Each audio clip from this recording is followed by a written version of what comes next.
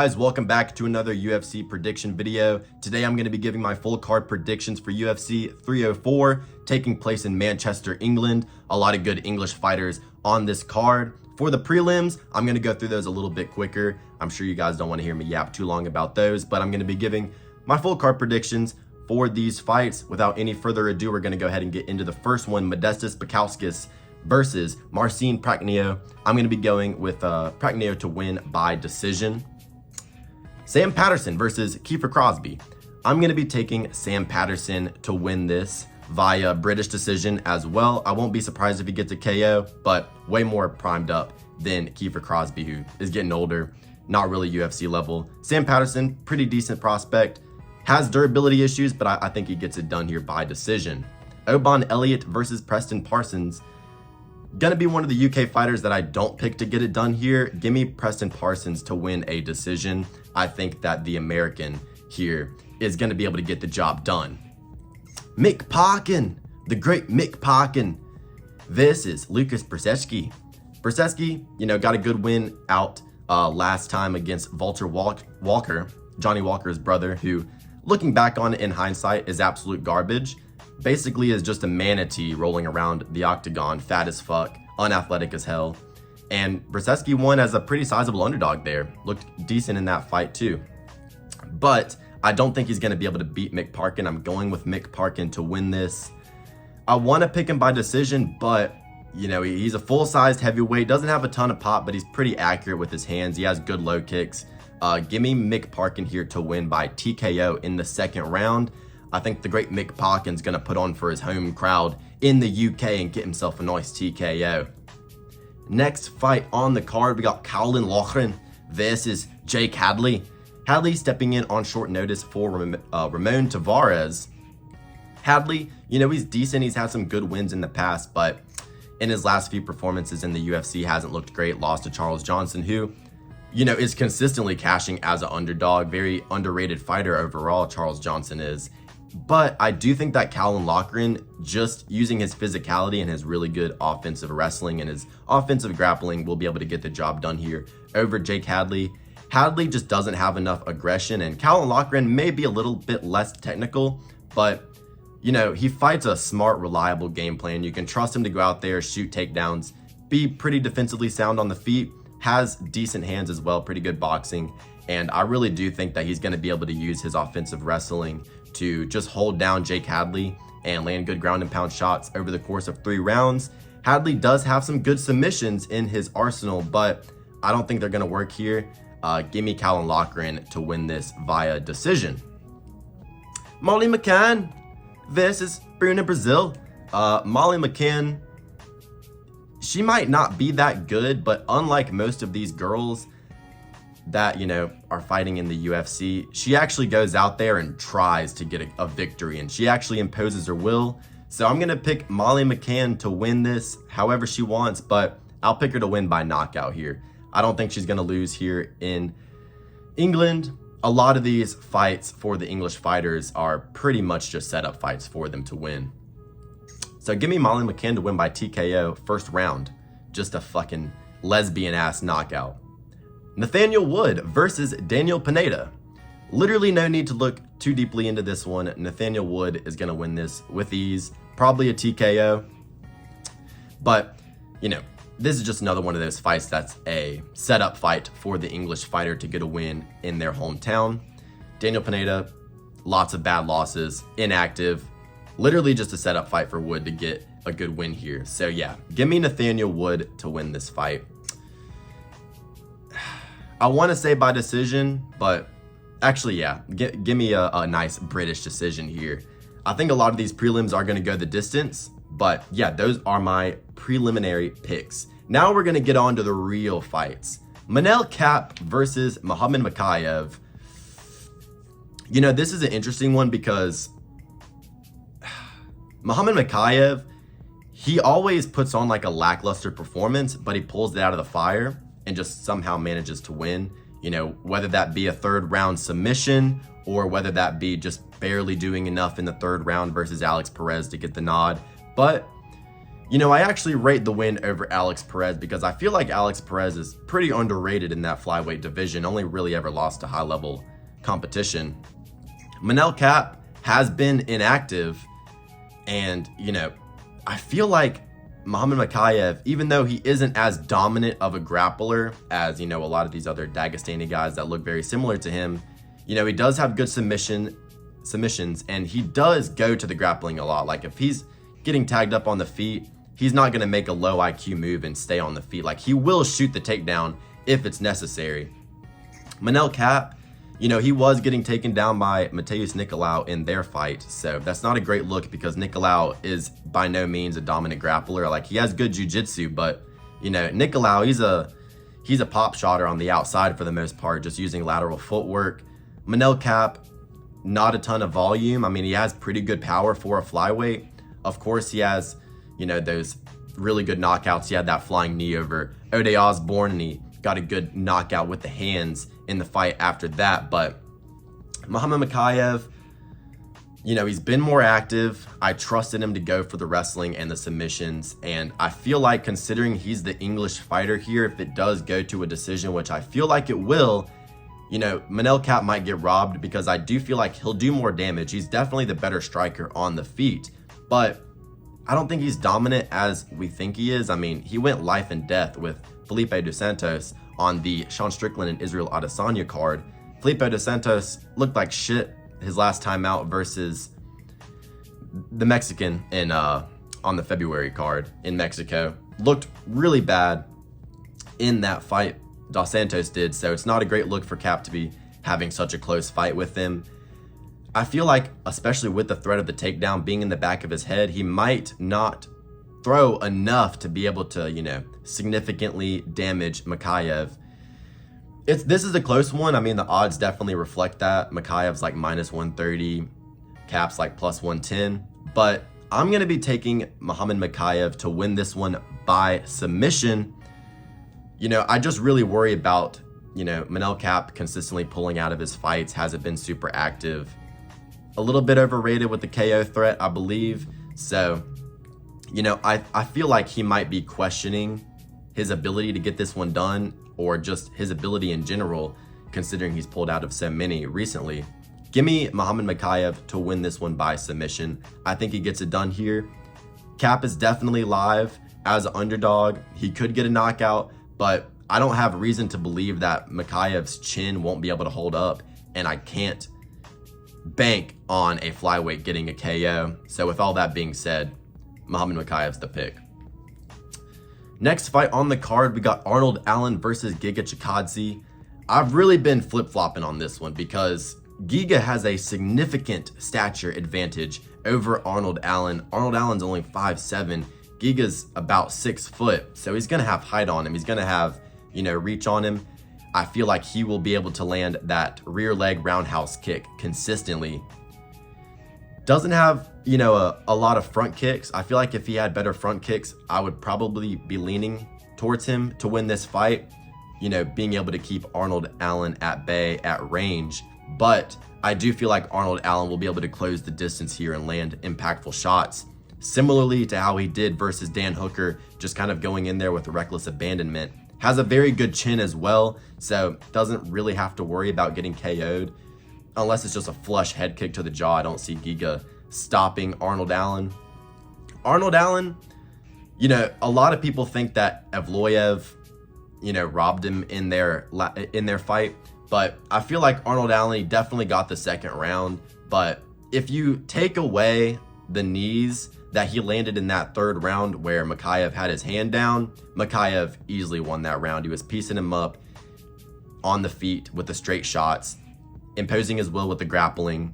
Arnold Allen didn't win that fight. I respect Arnold Allen. I rate him highly. I think he's one of the best featherweights on the planet for sure, but he didn't win that fight versus Evloev. And Evloev's super underrated. People hate on him for being a decisionator, but kid's very good. He's very good. But, man, I could just see Giga Chikadze just, popping him with the straight right, roundhouse kick, and just outstriking him. But Arnold Allen, incredibly fast. Like, the speed differential is insane here. So that kind of evens out the stature disadvantage that he's going to be at, in my opinion. And Arnold Allen, he's had a long UFC career. You know, even though he really hasn't gotten to the top until recently, he was on a hell of a fucking run until he fought Max Holloway. You know, beating Sadiq Youssef, beating Dan Hooker, and having, you know, super competitive fights with Holloway and Evloev. He definitely belongs at the top of this division. This is a tricky fight for him. I feel like he can go to the grappling if he needs to, because, you know, in the earlier part of his career in the UFC, he was landing a good amount of submissions in his fights. So I'd like to know what the odds are on that. I'm not going to look them up right now. I'm going to just continue with the video. But Arnold Allen by submission might be a sneaky bet if you want to put like a cheeky little sprinkle on that one. But Giga Chikadze, if you're going to bet money line on this fight, Giga Chikadze as a plus 200 underdog honestly would be where my money is going, because I could definitely see him winning this fight. But purely based on a pick, purely based on, you know, just wanting to get the fight correct from a picks perspective, I will be taking Arnold Allen to win by decision. I think it'll be a close fight though, like a 29-28. I think Giga might, you know, get the first or second round, but Arnold Allen, he has the grappling, significant speed advantage. You know, he's very good at closing the distance quickly, like he did against Dan Hooker, just fucking throwing the kitchen sink at him. And if he approaches this fight like he does the Dan Hooker fight, like he did the Dan Hooker fight, I could definitely see him getting a KO here, but I don't know. I feel like decision's probably the best call. Giga Chikadze losing to Cater the way he did and getting injured since then. He injured his leg throwing a kick in a training session, which is why he had to pull out of the Josh Emmett fight, which was supposed to be on the December card, but has lost a lot of his momentum that he gained, you know, 2019, 2020, when people were, you know, considering this guy as a real threat in the division, potential title holder. Really has fallen off since then, getting older as well. I think he's 36 years of age. Arnold Allen primed up, coming off of 2 losses, super motivated, fighting in his hometown. I gotta pick Arnold Allen here. Like I said, if you're gonna throw money on it, Giga Chikadze at plus 200 is definitely not a bad bet, but purely based on a pick, give me Arnold Allen by decision. Christian Leroy Duncan versus Gregory Rodriguez RoboCop.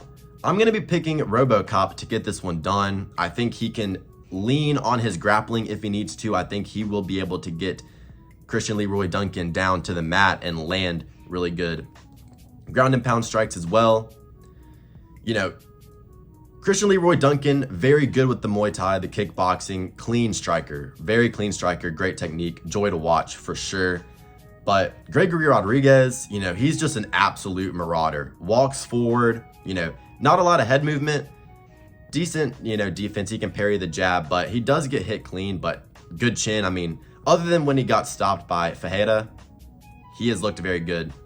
And, you know, I feel like he'll just be able to march him down, not really respecting the kicks coming back in his direction, landing big, thudding hooks and right hands. I mean, even when somebody has their guard up, when RoboCop lands, I mean, he fucking pushes them back a couple of feet, even if it doesn't land clean. The dude is incredibly powerful. Like I said, he can lean on the grappling if he needs to. I just feel like I can see a world where Christian Leroy Duncan, you know, he's throwing the kitchen sink at RoboCop and he's just unable to keep him off of him. You know, kind of gets a little bit tired. A lot of these English fighters are mentioning that this is actually, in terms of the time differential that's taking place for this card, like it's at like 5 a.m. in the UK. I absolutely stumbled over my words there like I'm Curtis Blades. Fucking hell. But, you know, the time difference factor, a lot of these English fighters have been saying that, you know, it's going to be hard for them to adjust because, you know, all the guys that are flying in, their sleep schedule is already going to be aligned with, you know, the time that they're used to fighting. It's not the case for the English fighters. I could see Christian Leroy Duncan starting to fade. Gregory Rodriguez just marching him down, landing good shots, getting takedowns, similarly to how we did against Tavares. But Tavares has very, very good takedown defense. I don't think that Leroy Duncan's takedown defense is quite as good as Tavares's. Give me Rodriguez here as an underdog to win this fight. In the middleweight division on the main card. So yeah, give me RoboCop there. I think he wins by TKO. Second or third round. Main card, we got Bobby Green versus Paddy Pimblett. Paddy the Baddy. I'm going with Paddy the Baddy to win this fight via KO. I think he's going to flatline KO Bobby Green.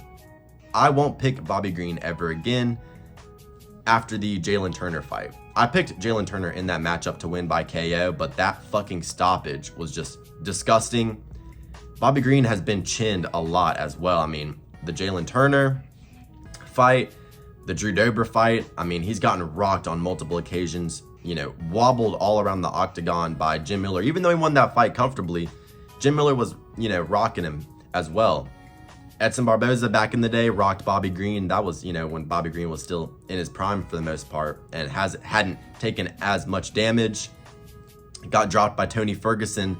Paddy the Baddy, you know, iron chin for sure. The durability, he's not getting KO'd by Bobby Green. And, you know, I feel like Bobby Green just does not have the ability to take a shot. I think he's going to be, you know, looking to land counter shots. But if Paddy, you know, is smart, kind of makes Bobby Green come to him, doesn't just march him down and play into the counter striking game of Bobby Green.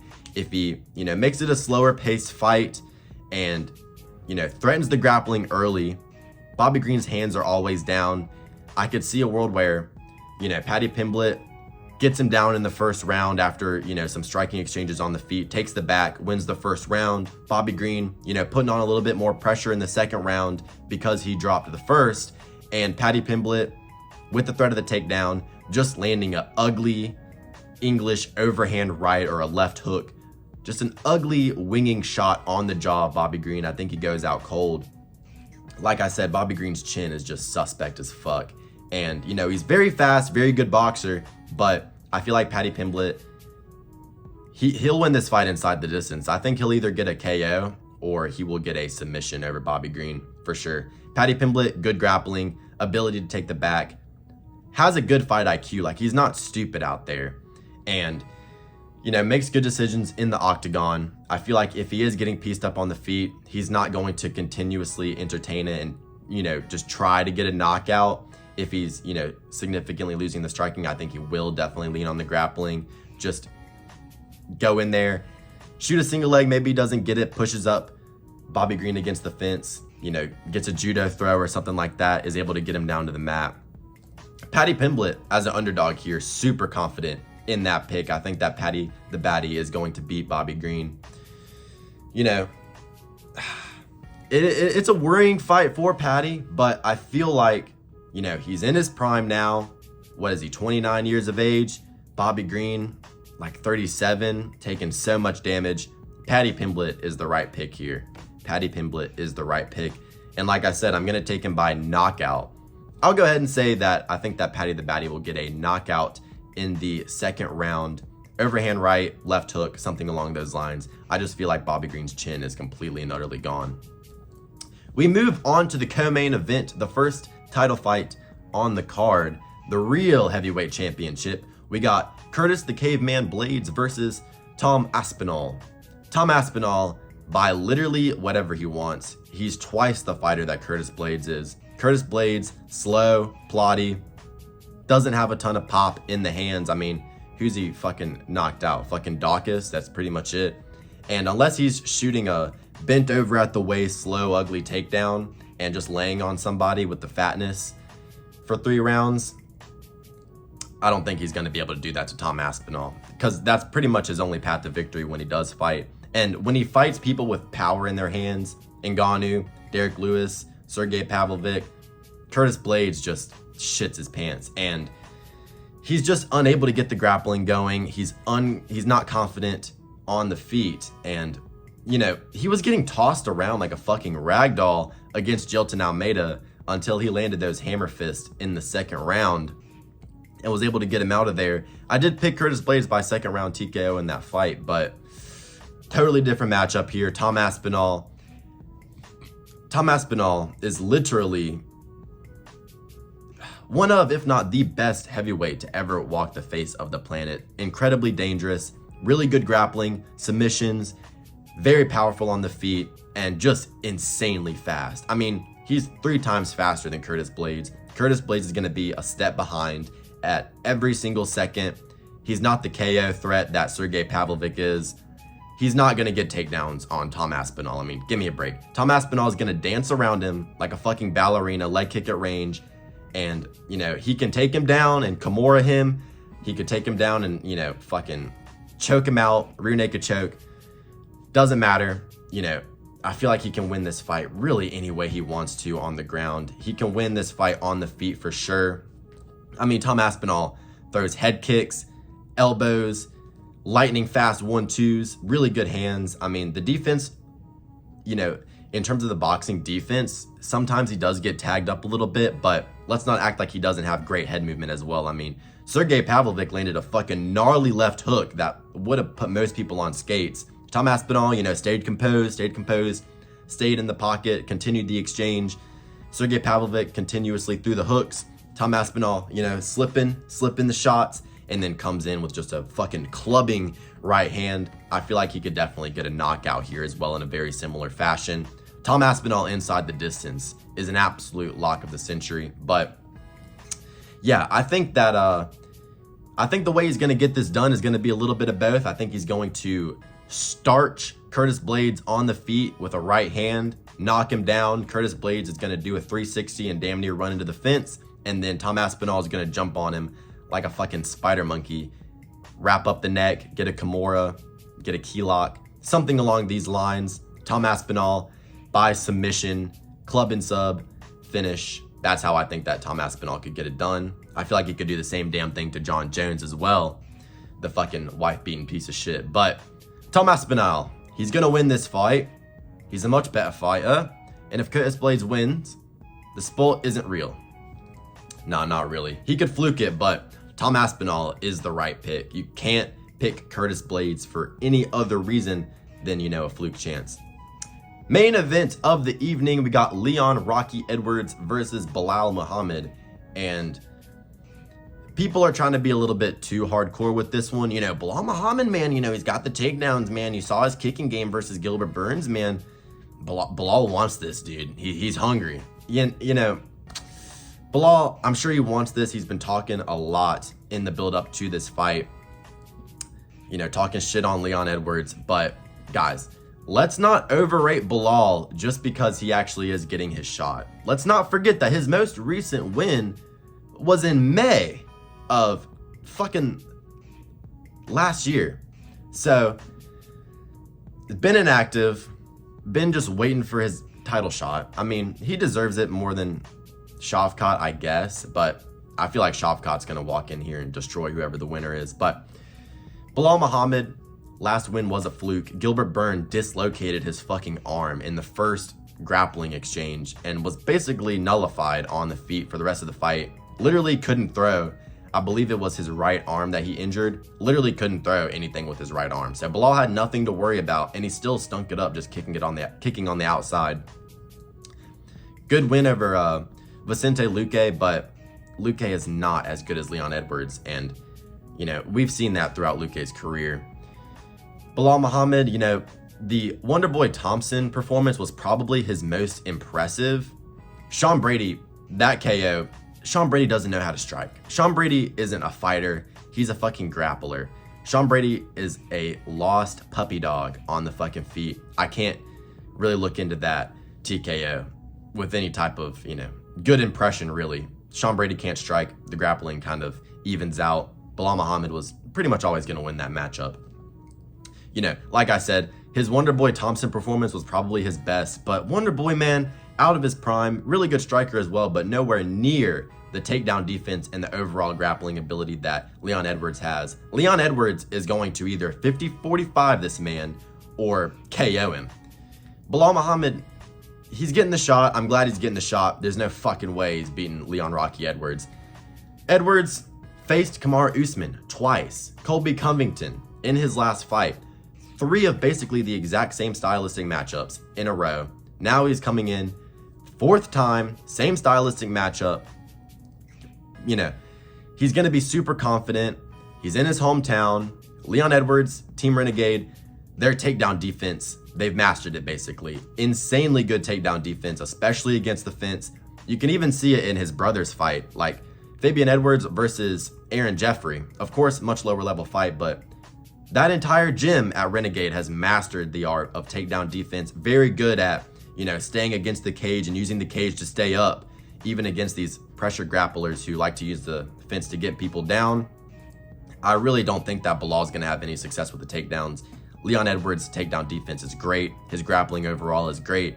And in terms of the striking, Belal, he's not really having success with the hands against anybody except for a one-armed Gilbert and Sean Brady, who literally can't strike.